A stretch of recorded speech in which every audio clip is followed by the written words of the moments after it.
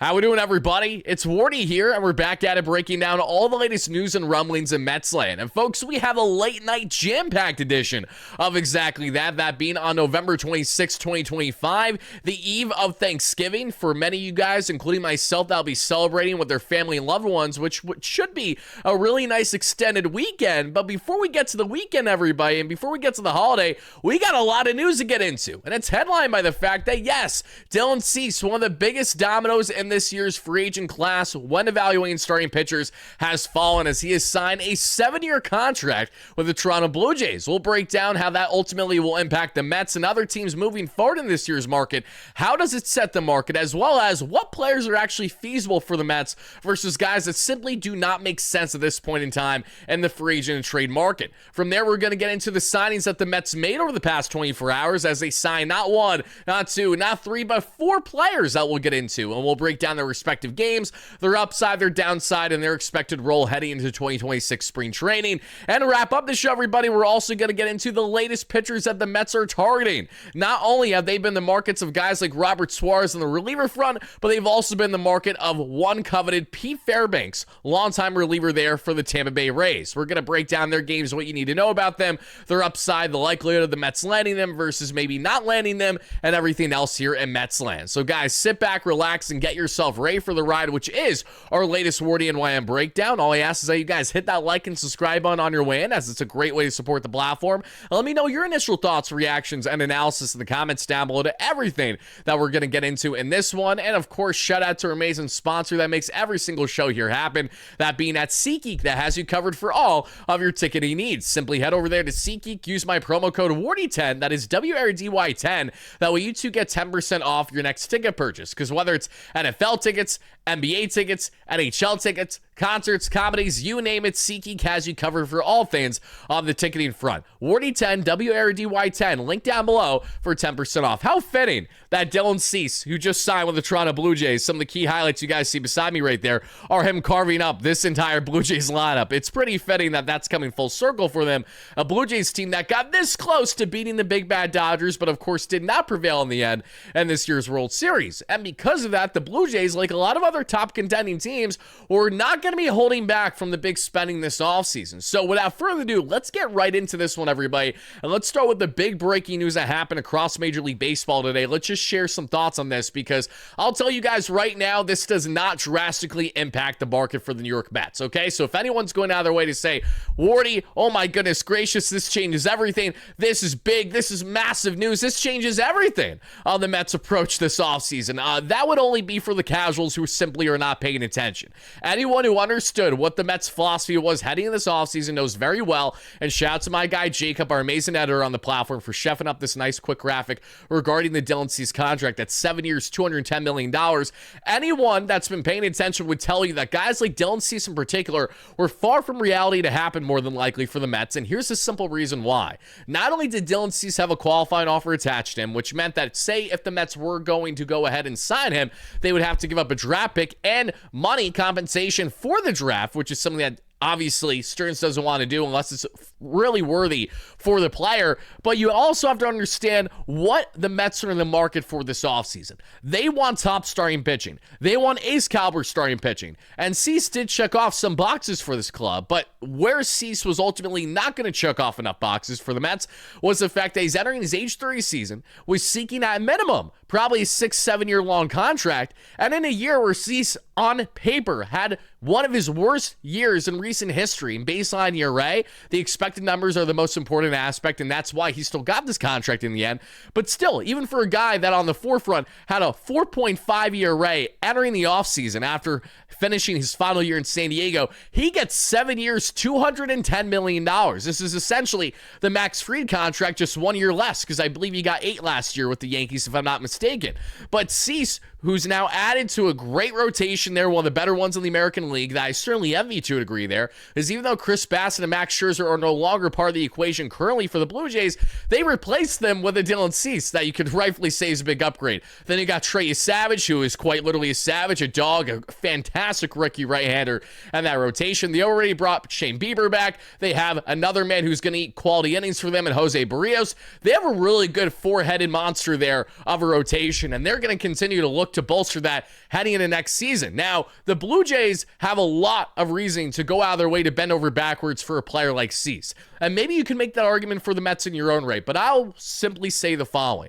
The Mets were never going to be heavily involved in Dylan Cease's market at 7 years. The same way that the Mets will not be heavily involved in any free agent market this offseason for a starter unless their name is Tatsuya Imai to get to the lengths of north of 7 years on a contract. Now, you may say to yourself, Wardy, why would the Mets have more of an appetite to give more years for an unproven Japanese pitcher who's never pitched in the States before instead of a more proven pitcher in, say, a Dylan Cease? Or obviously, when we look at them to varying degrees or many other guys that can check off certain boxes for this team, you think of guys like Framber Valdez, among many others, but whether it's Valdez, whether it's Cease, whether it's Zach Gallen, the problem is that none of these guys move the needle enough in the eyes, at least currently that we know, for David Stearns to go out of their way to give these guys absurd long-term contracts when you know they're going to age like milk, probably not even halfway through that contract's existence. So while Steve Cohen can have the appetite and isn't necessarily opposed to eat bad contracts when it's worthy of doing so, the Mets have done that. Listen, the Mets have actually thrown more multi-year contracts for pitchers since Steve Cohen became owner than any other team in baseball. So you can't even make the argument that, oh, the Mets haven't done multi-year deals for pitchers, relievers, and starters alike, because they have. They've actually done it at a greater rate than anyone else in the game currently. But it's about being smart what you're spending. And Dylan Cease, as good as he is, as much as I like him, he's a strikeout king. He's awesome when he's right. We know this. And had a very up and down wishy-washy year in San Diego. I know that Cease is, of course, overvalued, and that overpays what led him to landing in Toronto. Now he'll frontline that rotation, hopefully help them get over that hump and try to win a championship in the next couple of seasons with him. But for the Mets, Framber Valdez, for example, is entering his age 33 season or so, not getting any younger, and they obviously don't have an appetite with someone like him at 7 years. They probably don't even have an appetite with him at 5 or 6. Realistically, they're probably more in the 3-4 year range of high AAV should they wish to go down that route.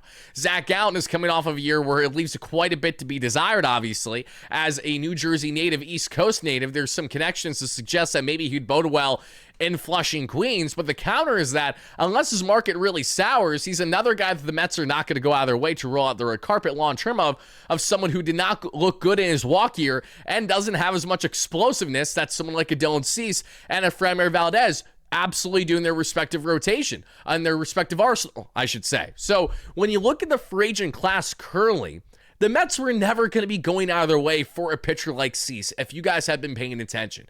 Now, we think of Ken Rosenthal's comments with The Athletic that he made on Foul Territory over the past week, that he expects the Mets to sign a big starting pitcher. Now, the question is, who is going to be that starter for the New York Mets, right? It's not so much on, oh, this completely changes the game, the market for Cease, because listen, this is what it is. No one should be overly shocked that Cease got a 7-year contract. He was always going to be getting around that range. That's why Framber Valdez, even though he's a little bit older, is probably still going to get, I'd imagine, at least a 5-year contract, if not more, to get him towards the end of his 30s. When you think of other key pieces like Zach Gallen, among others, there's kind of a steady drop-off quickly of starters I'll be looking for long-term deals. Well, the point is, they have to be the right fit for this organization. And it has been abundantly clear since the start entering the offseason that the best options that the Mets have are not as much in the free agent market, but are far more in the trade market. Because listen, everybody, let's compare and contrast, for example, right? Let's play devil's advocate and say the Mets roll out the red carpet for Tatsuya Imai. Again, Imai is the most coveted pitcher coming over from Japan this offseason that we all know very well. And he's someone who I think would do wonders in this Mets rotation. A guy who said to the media as of the past 48 hours that he is looking forward to beating the Dodgers. Not being on the Dodgers, but beating them. And how much he prides himself as someone who wants to be in a rotation where he is the only Japanese talent. So the Mets, who are doing everything in their power to trade Kodai Senga away, that is a certainty. Senga will be traded this offseason more than likely, especially given how expensive the pitching market is. That increases his Senga's trade value right now. We still had a flat 3-year ERA when looking at the baseline numbers this past season, even though context tells you a bit more. So with the expectation that Senga will be traded this offseason, that opens the door for Tatsuya Imai. Now, why would the Mets go out of their way to sign someone like Imai instead of for a Framber Valdez or a Dylan Cease? It's not because of the fact that he's unproven at the major league level. That's the biggest counter to suggest why you shouldn't sign him, but rather it's all the upside. It's someone who touched 100 on the gun with his velocity for the first time in his career this season. It's someone who has consistently gotten better with his walk rate each and every year there in the MPB over the past 5+ seasons at a tremendous rate as he's continued to drop. He was at one point having a strikeout per 9 lower than his walks per 9, whereas walks per 9 was around a 7 when his strikeout per 9 was a 6. It was horrendous. Since then, it's gotten gradually better and better. Now you see almost a 10 strikeouts per 9 to a 2.5 walks per 9. So you not only have a guy who has a splitter, he has a sinker, he has a slider, tight slider, I should say. He has a 4-seam, obviously, and other aspects of his arsenal to enjoy. He's projected to be right around a very good middle of the rotation starter with ace caliber upside when he's right. But why would the Mets sign this man most? It's because of two key factors. It's age, it's lack of QO. Those things are important. The Mets are not going to bend over backwards for starters that are just very good when you're paying for them to be an ace for you. And Dylan Cease has been far too inconsistent in his career to comfortably suggest that by investing 7 years, you know exactly what you're getting. In the case of Tatsuya Imai, while there is uncertainty, there's a lot of things to be intrigued by. It's not just the velocity, it's not just how good he had with a sub-2 ERA and 163 innings this past year in Japan, but it's also the fact that he doesn't have a qualified offer attached. So the Mets don't have to give up any assets other than spending hard-earned dollars from Steve Cohen for him. You also have to bear in mind that's not just that, it's also his age. He's entering his age 28 season. So in a role where the Mets say sign Tatsuya Imai to a 5 to 7 year contract, you're still getting him at great value for his age group for by the time that contract would be reaching its end of its tenure. So there's a lot of upside with someone like Imai. And outside of him, I firmly believe there's only one other free agent pitcher, barring changes, barring a surprise from David Stearns that proves me wrong, that say Lance Framber Valdez on say a 4-year contract of high AV of that, and that gets it done. Or a Zach Gallen that he gets him on a short midterm contract because his market completely sours.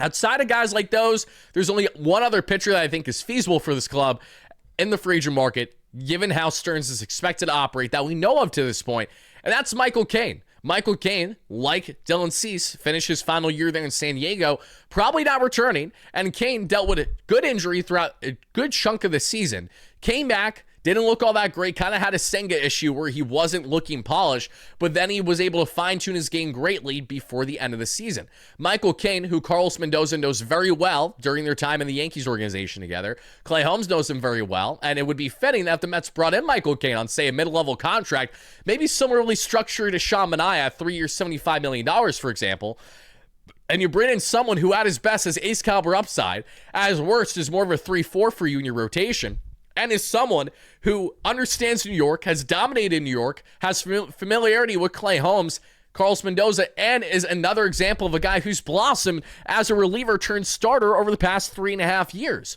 So with the exception of Tatsuya Imai and Michael Cain, it's really slim pickings as to what is feasible options for the Mets in this market. But if it's not going to be someone like those profiles that I mentioned, it comes down to the trade market. In the trade market, this is where you have more of a laundry list of quality high-end options of guys that are before the age of 30 that can impact you now for multiple years. And it's headlined by Tarek Skubal, the rental, who of course is a pipe dream that we would all love to see. I know I would. I know many of you guys feel the same. But outside of him, you think of Hunter Green, another pipe dream, because what would you have to do to get Hunter Green from the Reds? Give them McCain's ransom, give them an offer they can't refuse. And that would include so many aspects of the farm that I just don't think that's realistic at this point in time. What is more realistic is guys like Freddie Peralta in the final year of an $8 million contract. Great bargain for the Brewers, but they know that he's not going to return after next season, so you might as well maximize his value while you still can.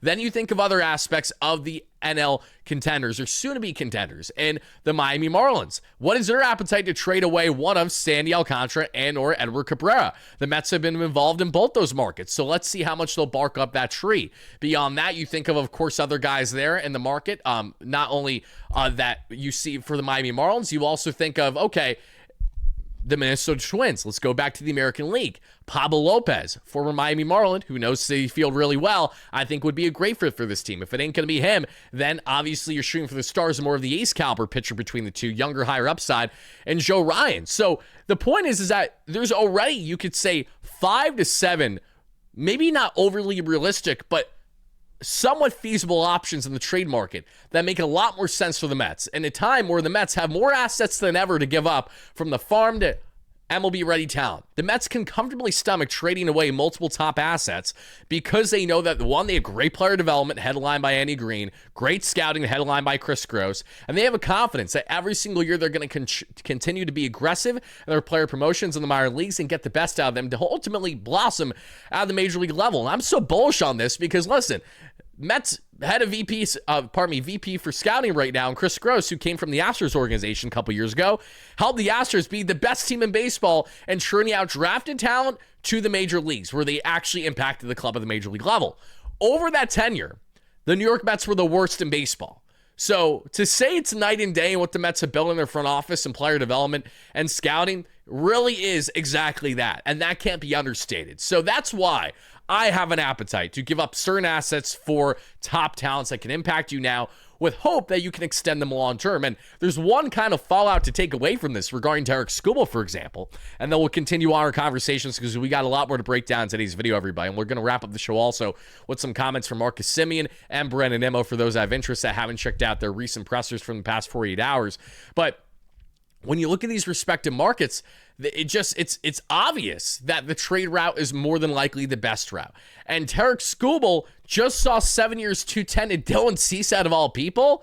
It pretty much makes an extension impossible for the Tigers that probably already viewed one as such, but really makes it impossible. One does have to wonder, does that increase the likelihood of one Tarik Skubal being traded, because there's not a chance in hell, you know it, I know it, that he's going to extend with the Tigers. So we'll see what happens on that from everybody, but needless to say, the Mets need starting pitching. They will get starting pitching, but I would preface you all from kicking and screaming and crying that, oh my God, the Dylan Cease signing changes everything. Far from it. Far from it. All it does is set the market, which we expected it to. Cease was going to be getting no less than $180 million entering this offseason as is. So the fact that there were people that rationally thought that this was a groundbreaking development is beyond me. It separates the casuals from the people I've been paying attention, to say the least. But now let's go on. We're talking about Dylan Cease, Tatsuo Imai. As much as I would love Imai, let's get on to now what is next for this New York Mets team. What did they do, I should say? What is happening with them and their signings? Because let's go ahead and break down the latest moves for the New York Mets, and then from there we'll get into more of the pitchers that they're targeting, Robert Suarez and Pete Fairbanks. Because as you guys can see, let's move this graphic just to the side for a second. Got a lot to say about this, which I'm looking forward to. The Mets signed multiple players over the past day. And one of them is Nick Birdie, as you guys see here. Nick Birdie signed to a minor league contract with the Mets, and he threw 5.1 scroll innings for the Red Sox last season. He also previously pitched for the Yankees, Cubs, and Pirates. So why would the Mets bring in Nick Birdie as a reliever option for them on a minor league contract with a spring training invite? Well, there's a simple reason for this. Who is the Mets pitching coach now? Oh yeah, Justin Willard. What was Justin Willard previously? Oh yeah, he was the director of pitching the past 2 seasons for the Boston Red Sox.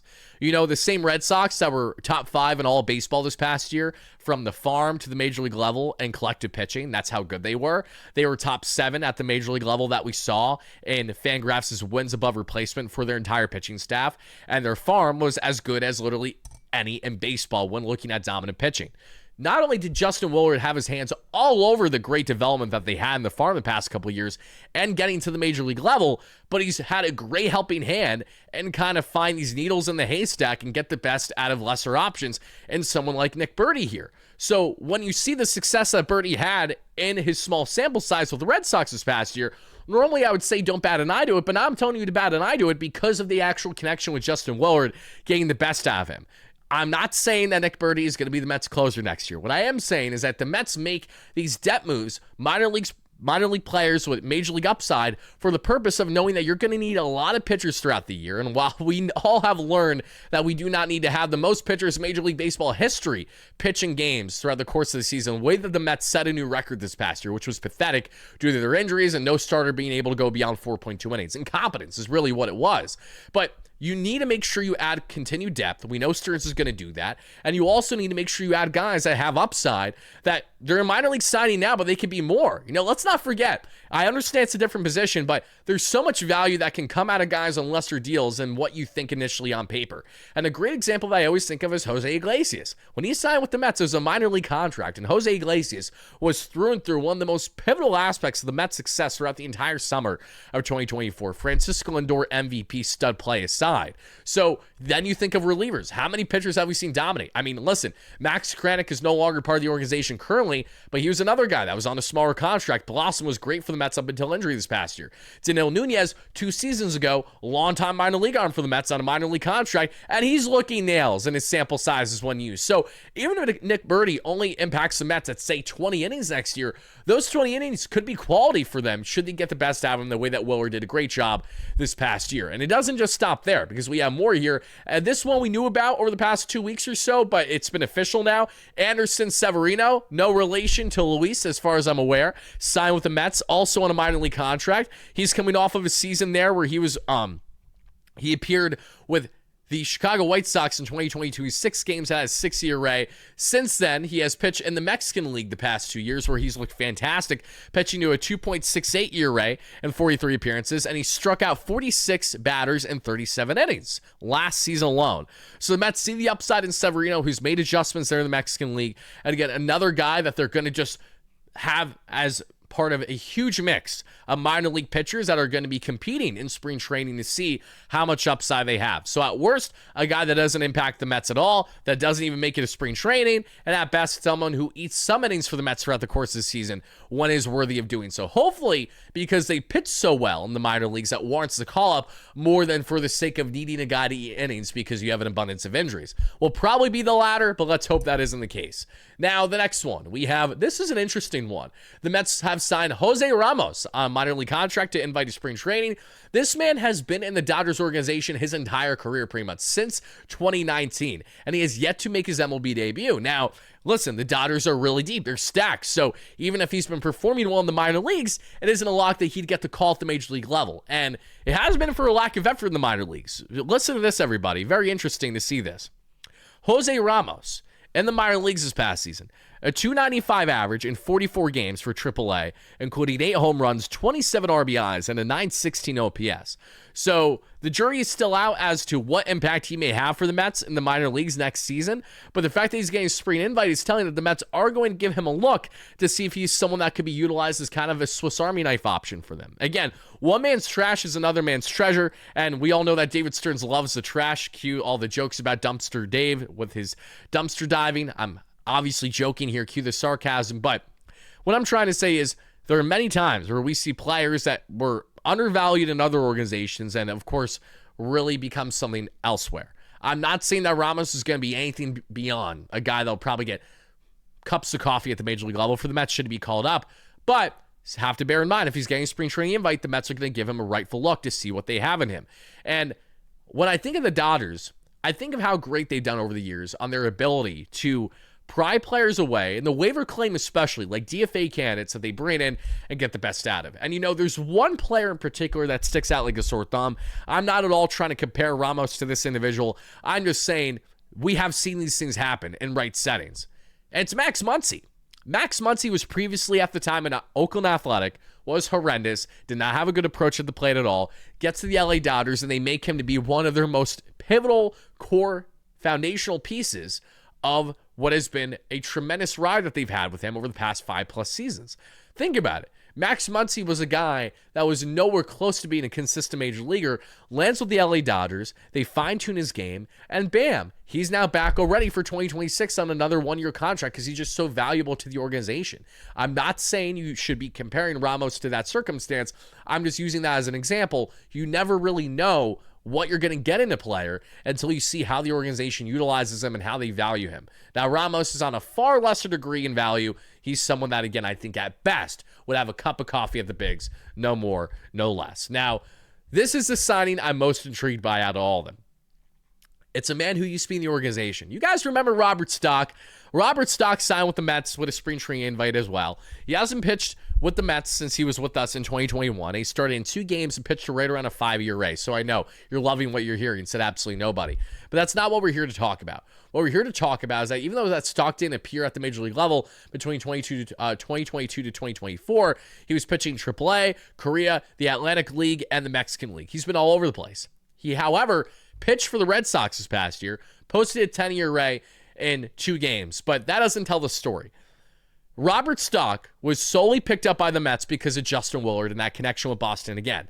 Now, why would the Mets give this man a spring training invite, and why would they give a 36-year-old veteran right-hander who's not known for velocity or anything a look in spring when we feel like we've already seen all the upside in the role with him? Well, as Robert states himself on X, he made it abundantly clear as to why the Mets are giving him a shot. Why Justin Willard, the Mets pitching coach, has a level of faith of him to give him a true opportunity in spring training, everybody. And I think Stock, at his best, can be a Trevor Williams-type pitcher that can be utilized in various circumstances, but not one that you want as a true starter, obviously. But one as kind of your 6th, 7th man, a Tyler McGill type. That is where we're finding ourselves in the realm of thinking if he can stay afloat. It'll be up to Robert in the end. But as he states himself, everybody, look at this.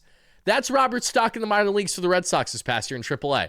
That's him getting ridiculous swing and miss. You want to know why? For the first time in his career, he's added the knuckle curve. This has been his differentiator. This is why he was signed by the New York Mets. This is the difference. And he literally says in his tweet, I'm 36 years old and had extremely limited MLB success, and yet MLB teams continue to give me chances. Why? Because I continually find new ways to improve. Newest trick for 2026, the knuckle curve. And it doesn't just stop there. He goes on to explain more on the curve and the success that he had in its limited sample sizes. As he states, everybody, look at the following. In 2025, I spent the year dedicated to throwing sidearm. It was very successful against right-handed hitters and terrible against left-handed. That makes sense, because if you're side-arming, soft-tossing right-hander that isn't as dominant as a Tyler Rogers, who's a submariner, who's like an anomaly, who I hope the Mets bring back separately when we evaluate the bullpen, color me shocked you're going to be batting practice for lefties that are going to sit on anything middle for you. But in my very last outing, I threw a knuckle curve for the first time. It instantly became my best pitch. Since then, I've thrown the pitch exactly 9 times. The results have been 6 strikeouts, 1 check swing ground out, and 2 balls. More importantly, it's a much more platoon-neutral pitch that has the potential to solve my woes against left-handed hitters. So not only can he stay afloat as a sidearmer, but this should be a key factor as to why that would be. MLB teams agree. I get to continue my journey to become a long-time established MLB pitcher. So stay tuned to see how it works in 2026, and hope along with me that this is the year I can put all the pieces together and help the Mets push deep in the playoffs. Let's go Mets. So Robert, thank you so much for those kind words. I love that. I'm excited for you. Shout out to Kyle Boddy. For those that don't know Kyle Boddy, he has been in the Red Sox pitching lab the past couple years. This man is initially known for the king of driveline pitching, which is where you get the best out of pitchers each offseason when you go to institutions separate from the teams itself to work on your game. And he's been working with the Red Sox each of the past couple years, really since the Craig Breslow regime has started. And he's been a huge fixture in the Red Sox success to a degree, with obviously Andrew Bailey, who's their main pitching coach, who's a stud, one of the best in the game, Justin Willard, who was previously the director of pitching, overseeing all aspects of pitching, from low A all the way up to the major league level for the Red Sox past 2 years. All these guys have been key factors into Stock now finding the latest success that he's having. So I'm really intrigued to see how this is all going to pan out. But you guys let me know, again, your thoughts in the comments down below on those 4 signings. Again, we're looking at low risk, high upside, and that's about it. And if there's low upside, that's fine too. They're minor league signings for a reason. You let me know, however, out of all 4 of those signings, which one is most intriguing to you and why? Let me know in the comments down below. Because talking about signings, let's talk about the signings that the Mets may find themselves doing. Because outside of these moves, everybody, the Mets are in the market for multiple pitchers. And what did we see? Here we go. Initially broken from the New York Post today. Reaffirmed here from SNY. Shout out to my friends at the Post especially. The Mets have reportedly touched base with a representation for Robert Suarez and Pete Fairbanks. Now, Suarez we're not surprised by because this goes back, it's been reported over the past week by Will Salmon of The Athletic, who we had the platform yesterday for a really nice interview that you guys can check out. It was our latest live stream as we broke down all the latest Mets land from his point of view, including some key targets the Mets may be in the market of versus maybe others that they won't be. And check that out, and apologies for the audio hiccup in that one. Unfortunately, we just had a little bit of choppiness on the feed coming back from Will Salmon, but it's still palatable, so please make sure to check it out should you wish to do so. But speaking of Will's reporting, I'm going to brief on that after I break down these players for you guys, because he did come out with an article today that had some fans freaking out about it. You shouldn't freak out about it because it's all verbatim what he said in the live stream on the platform a day ago. Tell me you didn't watch the live stream without telling me you didn't watch the live stream. That's okay. But let's go ahead and let's talk about these pitchers here. And let's start with one who I'm going to be more brief on than the other. And it's not that he's a bad pitcher by any stretch, but he just is not someone I want the Mets to sign. And there's one simple reason why I do not want the Mets to sign Robert Suarez. No, it's not because he's entering his age 35 season. No, it's not because he's been one of the more consistent closers that we've seen in the National League since he signed with the Padres out of, if I'm not mistaken, he came over from Japan. I think he was pitching the MPB prior, if not the KBO, one of the two. Suarez, though, 70 games, 69 innings, 2.97 ERA, 3.66 expected ERA, a workhorse for you, a roughly 10K per nine with 2 walks per nine. A lot of great numbers. So, Wardy, why wouldn't I have the appetite here for Robert Suarez? One simple reason. You're not signing Robert Suarez unless Edwin Diaz walks, more than likely. And as someone who wants Sugar Diaz back as that star closer in Flushing, Queens for the next number of years, I don't want a replacement. That's all it comes down to. Suarez is a very good closer. If the Mets landed him, it would not be a bad pickup by any stretch of the imagination. But is he better than Edwin Diaz right now? No, he is not. And because he is not, is why I do not want him. Now, if there's a hypothetical world where the Mets could sign Diaz and Robert Suarez and give him closer money, but to be their setup man that they can comfortably do to make the super bullpen that failed so miserably at the trade deadline when you didn't sign guys, but you gave up assets for Ryan effing Helsley, who's now being stretched as a starter potentially? I mean, buddy, oh my God, okay, good luck with that. Sure, won't be in Queens, I'll tell you that much. And Gregory Soto, who looked great and then looked terrible down the stretch for us, and Tyler Rogers, who I like the most out of that group. Can the Mets get it right with a super bullpen by spending? History would tell you that investing on multi-year deals for multiple relievers at high AAV will come back to bite you in the ass. I don't say this as someone who wants to see it happen. I say it who has seen it happen. The Dodgers did exactly that. Tanner Scott, Kirby Yates, and others failed miserably for them this past year, and they still won the World Series. Insane. You think of the Chicago Cubs. Invest plenty on Hector Neris a couple years ago just to DFA him halfway through. I always think of the three-headed monster of Ryan Stanek, Hector Neris, Phil Maton. When they all left the Houston Astros 2 seasons ago, they all signed for solid inflated contracts elsewhere. All of them were cut from their respective teams in the first half that year. The funny thing, though, is that 2 of those 3 pitchers landed with the New York Mets on salary dumps that the Mets got the best out of until they got rocked in postseason play, mainly Maton there in 2024. But Phil initially signed with the Rays, was salary dumped to the Mets in the first half of that season. Stanek signed with the Mariners, was salary dumped by the Mets halfway through that season. And Neris signed with the Cubs and was DFA'd halfway through the year. So, again, relievers are so fickle that I do not believe the Mets have to land multiple top relievers in the free agent market in order to build a bullpen the way that they want to. I think that they can build the bullpen not only within with top guys with velocity like Dylan Ross and to a certain degree Ryan Lambert among others, but also the trade market. There's so many guys available in the trade market for the Mets to go down that route, and they're just one Jeff McNeil trade away from landing a reliever that has upside and has club control. Because I believe when they do trade McNeil, and that is a fact, I will stand on that, barring changes. When they trade Jeff, I'd imagine that they will get a reliever or at best a back-end starter back in turn. Otherwise, I don't really see why they would trade Jeff, because you're not going to just trade him for the sake of trading him. You're going to trade him and get some kind of value in return. But Suarez, again, I don't dislike. He's a very good pitcher. When you look at the numbers with Suarez, take a look at his baseball savant page with me. A lot to like about this. 97th percentile in fastball run value, 88th in pitch run value, 7th in off-speed run value, but he's not known for his off-speed, that's why. 66th in expected ERA, league average and expected batting average, 97th in fastball velocity, well below league average and average exit velocity because obviously he's been getting hit for high velo. Chase percentage, 74th percentile, but again, he sits 99 to 100 plus on the gun. That's what's appealing about Suarez. Big tempo, big velo guy like Diaz. Below league average in whiff rate, Diaz would never. 83rd percentile in K percentage, 85th in walk percentage, a lot to like there. But barrel and hard hit percentage, well below league average and 30th percentile or so. Again, he throws hard, but he gives up hard contact. That's the difference between someone like Diaz, where, yes, Diaz can give up hard contact, but Diaz is so good on his whiff rate, so good on the swing and miss, that he's just a prime example of a guy who dominates, has high velo, but induces still, at times, soft contact in doing so. Ground ball percentage well below league average because he's not a ground ball pitcher. Suarez is a high-tempo, high velo, high moxie type closer. That's what the Mets would be getting should they land him. But again, the Mets more than likely don't sign this guy unless they do it because Edwin Diaz is landing somewhere else. And that is what we all, rightfully so, want to avoid. Now, Pete Fairbanks is an interesting one to me, everybody, because I got to be honest with you. I don't know how I feel about Pete Fairbanks. I think Pete Fairbanks would be a tremendous pickup for this Mets bullpen as long as you're not landing him to be your closer. He had 27 saves last year in 60 innings for the Rays, a 2.8 ERA, a lot to like there. But I don't care, and here's why.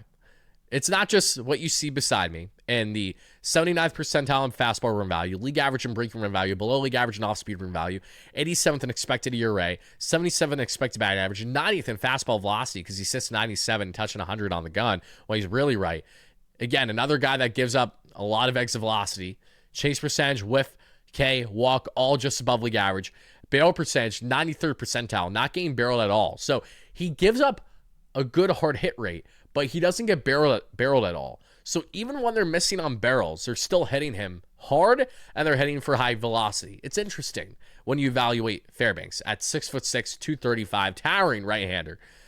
Forcing fastball, he throws the most 50% of the time at 97 miles per hour. The slider's at 40% of the time at 85 miles per hour. The changeup is at 5% of the time at 94 miles per hour. And the cutter's at 4% at 91 miles per hour. Here's my big gripe with Pete Fairbanks. One, I don't want him as the Mets closer. I would love him as a setup man. Like how I feel with Devin Williams. I would love a world, and I know the Mets are heavily involved in Devin Williams' market, but we've talked about him extensively all on the platform, right? That's why we're not really going to go down too much of a rabbit hole with him right now. Williams as a setup to Diaz would be one of the best 1-2 punches in baseball, if not the best. Pete Fairbanks as a setup to Edwin Diaz would again be one of the best 1-2 setups in baseball, if not the best. I would love that. Now, my only qualm with Fairbanks is twofold. It's A, signing him as a Diaz replacement because you're already making a mistake. His K to walk ratio has significantly dropped over the past 2 years, meaning that he went from a guy that was sitting more in the 11 to 13 strikeouts per nine to now being someone that's sitting right around 8 to 9 strikeouts per nine. And the likelihood of that strikeout rate skyrocketing feels slim as someone who's likely already peaked in his career. But maybe I'm wrong, given the fact that he would enter a different element of what the Mets have to offer in their lab with Justin Willard and Eric Yeagers, among others. But my big problem with Pete Fairbanks, and I know I'm not the only one who feels this way, because I've talked about this before, people have shared their level of concern as well. Pete Fairbanks has a disorder, syndrome, whatever you want to call it. He has a health issue. And his health issue is only apparent when he's pitching in the cold. So what happens is, when Pete Fairbanks pitches more in the cold, his fingertips get numb. He loses feeling in his fingers. So when you think of that 2023 Tampa Bay Rays series, I was in attendance. Francisco Alvarez hit the walk-off home run. That same series, guys like Isaac Paredes and Jose Siri hit home runs against the Mets, if I'm not mistaken, which is hilarious. Fairbanks pitched in that series. I don't believe he was good, and he was struggling with the feeling of his fingertips because, again, he suffers from like a syndrome, something along those lines. I know there's an exact term for it. I just don't know off the top of my head right now, of someone who, when he's pitching more in the cold, can't feel his fingers. That's a problem when you're a pitcher, okay? And it has been a problem for him in the past. That's my problem too, because we know Flushing Queen City Field doesn't have a dome. We know that the first couple months of the year can very well be frigid and cold. We know how much the April showers are apparent at Citi Field. We know how much May can be miserable depending on what the weather's looking like. High winds, not so great, pretty cold. Now, you think of October, and the Mets have a deep playoff run, it's going to get cold, okay? Even if they're playing teams from the West Coast, likely half those games still are going to be there on the East Coast. It's going to be cold. It's going to be frigid as you get into October and, God willing, November, which means that you are looking like a World Series team. But again, in order for that to happen, a lot has to go right, and the Mets need to be smart about their moves here. I like Fairbanks. There's a lot of upside with him. One of the better relievers in baseball, a coveted pitcher that I know a lot of Mets fans have wanted for years. But I don't want him if he's a Diaz replacement, nor do I want him if there's true cause for concern with those finger numbness issues. There are other top guys to go after in the market, as there are other guys to go after as well via the trade market. So for all those reasons and then some, I like Pete Fairbanks, but like Suarez with an asterisk, cannot be an Edwin Diaz replacement. Because it's not even the fact that they would be bad pickups as a Diaz replacement. They would be very good, viable replacements for Diaz when you look at the best guys in the market. Point stands. Who's better than Edwin Diaz right now? Nobody. And we shouldn't think otherwise. So, thank you for coming to my TED Talk. Now, before I get out of here, let's share some more remarks around the horn, some miscellaneous topics regarding the Mets real quick, and they have plenty to do with Marcus Semien and WardyNYM. In case you guys did not see the pressers over the past day or a couple days, I will enlighten you as to some of the key remarks that they share that I just want to play for you guys and just share, some quick input on, and then we will get out of here. Also want to shout out Michael O'Neill. Congratulations to him. He has now been anointed as the New York Mets assistant pitching coordinator and for their complexes. This is a big deal. Michael O'Neill has been doing a very good job in the pitching lab for what organization? Oh, yeah, the Milwaukee Brewers. The Brewers, the same team that's been doing great with their pitching development every single year. A team that David Stearns knows very well. And I'm sure already had, to a degree, a pre-existing relationship with Michael O'Neill, considering the fact that Stearns probably even hired the guy if he was there for the past 6 years in the Brewers organization. So nice to see the Mets adding more smart minds to the mix when evaluating pitching. But now, guys, let's get on to some key remarks here from Marcus Semien, newly crowned Mets infielder. And apologies in advance if the audio levels are a little off as I play these clips from SNY. I guess what was maybe the level of surprise, and what do you know about the Mets and what they're trying to do here? Yeah, I mean, I know in this business anything can happen. I think that,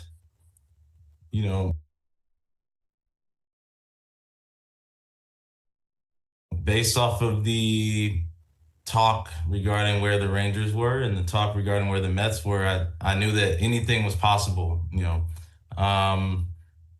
I'm excited to join a ball club that has good veteran players, great veteran players, Hall of Famers, and strong young players that look hungry. I got a chance to sit back and watch the series in September. I had an injury, so I just sat back and watched, and I liked the passion that, the Mets players were playing with. I liked the young pitching staff that they were putting out there and the stuff that those guys had. And I've just been thinking about that series and imagining myself on that side now, and it makes me really excited.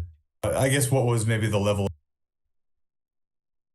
So one thing I want to say regarding Semien right away, I want to give a shout out to a fellow, person in this space, in the Mets space. His name's Carson. Some of you guys know him. Usually known for being probably the most pessimistic man in all the universe in Mets land. But he does have takes at times that are certainly on the nose, and this is one of them that I want to share with you all.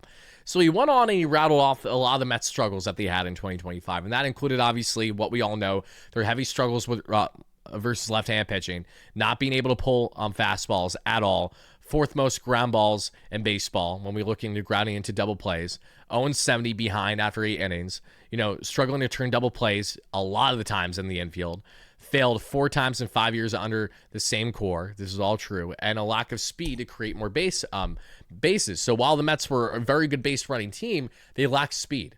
So here's where Marcus Semien checks off these boxes for you where the Mets have lacked. Not only is he a right-handed hitter, but he batted roughly 20% above league average last season against left-handed pitching. So that's obviously an upgrade. You also look at the 23.8 air percentage, and that's 81st percentile, which again, he's being able to pull fastballs. 34.2 ground ball percentage, top 5% in baseball. An 819 OPS in late and close situations. That's unbelievably important because the Mets, outside of guys like Pete Alonso and the flashes of Brett Beatty, were downright horrendous down the stretch late in baseball games last season. Not a lot of production at all. +5 in double play runs, 81st percentile in sprint speed, and he obviously was the captain, not only for the Rangers, but of a World Series winning Texas Ranger team. So there's a lot that already is appealing to Semien on how he's going to kind of help fill the void of certain aspects of where the Mets have lacked, especially trying to balance the lineup to not be as lefty heavy, knowing you're having a key bat like Semien, who, knowing McNeil is inevitably going to be dealt more than likely, will take another lefty bat out of the equation by adding Marcus. Then, depending on what the Mets do for the outfield, we'll get into that a bit more because I have a tidbit to say on that before we get out of here, but nothing that you guys don't already know at this point. What would you like New York fans to know about you? Thanks, Bruce. I'm a God-fearing man. I'm a family man. I am extremely passionate about the game of baseball. I've been playing this game for, almost 31 years, right? Started out at maybe 29 years. I started out at 6 years old. And I haven't stopped since then. I fell in love with the game at a young age, growing up in the Bay Area, watching the San Francisco Giants, Oakland A's teams, and just continued to get better and better each stage of my life. And as I became a professional, I realized the kind of player I want to be. I want to be a player who plays every single day. I want to be a player who runs every single ball out. And I want to be a player who is talented. Talent is also important in this game. So I'm still doing that, and it's a huge part of who I am. You mentioned the large market, New York City, the large market. You're no stranger to large markets, having played in Chicago and Dallas. But what are your thoughts about playing in New York and in front of these fans and everything that brings? Thanks, Mike. Yeah, I think that when people ask me what's your favorite road city, I say New York. I love being in the city. I grew up on the West Coast in a similar environment, San Francisco Bay Area, maybe not as large as New York, but in terms of culture, it's definitely a place that I really enjoy being. And now I get to do what I love in that city, in front of fans that love the game. There's a strong history with the Mets organization. There've been great players who came through there and done some good things, and I just want to be one of those players. Or ask about what Mike just talked about with replacing Brandon Nimmo, not just in this trade, but also Brandon's one of the most popular Mets ever since he's been around. So it's definitely like one of those situations where the pressure of replacing it's a combination of the pressure of replacing a really favorite player, but also playing in New York for the first time.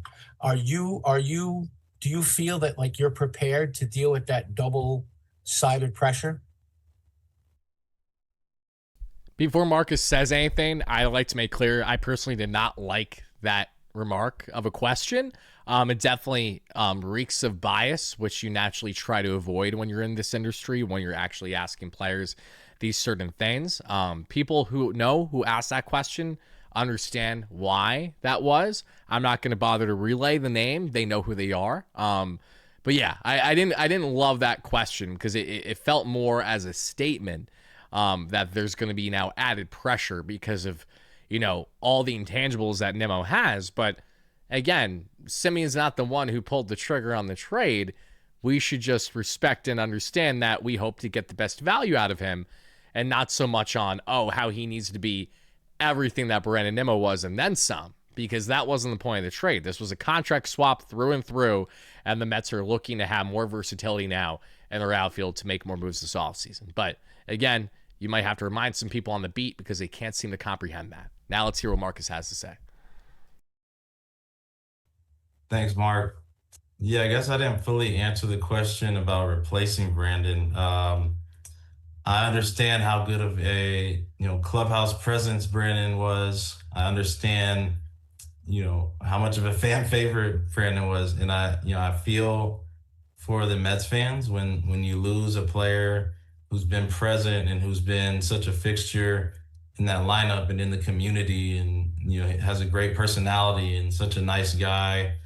I feel for the fans. For me, I want to get to know the fans, get to know the community, let my game do the talking. And I think I definitely will be a presence in that locker room that guys can lean on. That's always a goal of mine, to be that, for my teammates. I'm excited to join two leaders in Francisco Lindor and Juan Soto. When I said Hall of Famers, those are the two guys I'm referring to. I'm excited to learn from them, bounce things off of them, and just, fill in a way that, hopefully Brandon, things that he did, hopefully I can fill in and do as well.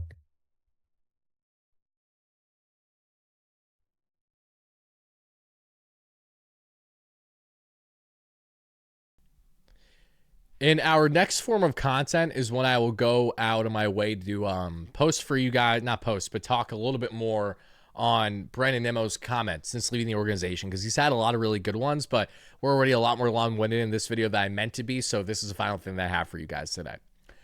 Will Salmon came out with an article over the past day on notes as to kind of like raising question on if the Mets really would go for another long-term deal, and all he stated, which had some fans, having their what's in a twist, is that it's not necessarily a certainty that the Mets are going to sign Kyle Tucker or Cody Bellinger as a replacement. The Mets are adamant on giving Carson Bench true wiggle room and length in the outfield next year, but that was always apparent before trading Nimmo. Now, some people believe that Bench is going to profile better in the corner outfield. I don't necessarily disagree with you there, but I think the Mets can bite the bullet with Bench handling center for the sake of adding someone more of quality that will impact you now and moving forward in the corner. So the point stands. Is anything truly a certainty in this game? No, because while we can have our opinion and stand firm on that, until it's actually pen to paper and happens, you just don't know. Anything can happen and things can go differently than what you initially thought, or maybe what the media or the president of the team maybe had steered you in a direction to believe otherwise. But the point stands. Kyle Tucker, Cody Bellinger, the Mets are in both those markets right now. I can tell you that in confidence. I can also tell you in confidence that the Mets love Cody Bellinger. They really do. And it'll not be for lack of effort on the fronts of potentially trying to bring in someone to upgrade this team. But what I agree with what Will stated in this piece, and that's the big takeaway, is that if the Mets do not necessarily replace Nimmo's offensive production with a fellow outfielder, they are destined to do that in other aspects of the team. So whether that's third base, whether that's first base with bringing Alonso back and then some, whether that's DH, giving a boatload of cash and saying, listen, Kyle, we need you. We need Schwarbombs and Queens. Whatever the case may be, the Mets just need to make sure they don't move in a lateral direction this offseason where they improve defensively, but they regress offensively. Because even with a lot of uncertainty with Carson Bench and others, you don't want uncertainty to outweigh certainty in a year where you're trying to win now. And I do not believe for a second that the Mets are going to position themselves to do that. But I understand signing and landing players on big long-term contracts are easier said than done. I can see the lack of an appetite to want to give Kyle Tucker north of 10 years because realistically, no one really wants to give him that contract. But you're likely going to have to in this current market. Same thing with Cody Bellinger needing at least anywhere from 5 to 7 years. The Mets obviously don't really have an appetite to probably go beyond 4 if I had to guess, but you're probably going to need to at least go 6 years for Bellinger to ink him to prime away from the Bronx and the Yankees. Do the Mets have an appetite to do that for a Brandon Nimmo swap? The reason why I still feel firm that they do is because if they can get out of Brandon Nimmo's contract as someone who's fallen off a cliff defensively the past 2 years, is entering his age 33 season, and has already peaked in his career, on a full no trade, mind you, why wouldn't the Mets be able to do something of similarity to Bellinger down the road after maybe 3 years of great play from him? And then you worry about the second half of his contract when you got to worry about it. So I think people get hung up on the wrong things at times. I understand the idea to not be tied down long-term too much, but the long-term commitments only hurt you if you see a steady drop-off right away from those players. Otherwise, you're probably going to get at minimum half of that tenured contract at a quality rate of said player. So that's why, from a fan point of view like myself, I don't think there's any rational belief that, oh, the Mets shouldn't go out of their way to try to land one of these top outfielders without at least putting a lot of effort in. If they don't land them because they want to go elsewhere, it is what it is. But at least they put the effort in. A lack of that is where many fans would have themselves pretty pissed off this offseason. So hopefully that doesn't find itself happening. I don't believe it to be the case. I am standing firm on the notion that the Mets traded Brandon Nimmo to part ways with that contract to open up more of an opportunity in their outfield, but to also open up an opportunity in their outfield to upgrade from what they currently had. And if they can't find that upgrade as a Brandon Nimmo replacement, I anticipate that they will do to the best of their abilities to find that for their infield / DH configuration. Because at the end of the day, we just want to see the offense replenished. It doesn't necessarily need to be from that same exact position. Is it preferred? Absolutely. But does it need to be? No. You just need to make sure you have a balance of both your offense and your defense and a rotation that'll be largely improved and going deeper for you in 2026, because that will be most contingent on the amount of success the Mets have in 2026 and beyond. But fans, that is all I got for you. We're almost an hour into this one. I sincerely apologize for being as long-winded as I did, but we had a lot to talk about. So I don't care how late night this is dropping on the East Coast. We got to drop it. Thank you all so much for watching. I hope you all have a very happy and blessed Thanksgiving to all who celebrate with your family and your loved ones. I'll do the same with me and my family. We're all under the weather right now, sadly, but that tends to be nature of the beast when you got kiddos, and obviously it's going to happen. So hopefully I get a little bit better before things maybe get worse again. But until then, folks, have a great one. Thank you so much again for watching. As always, no matter what, let's go Mets, baby. Peace out.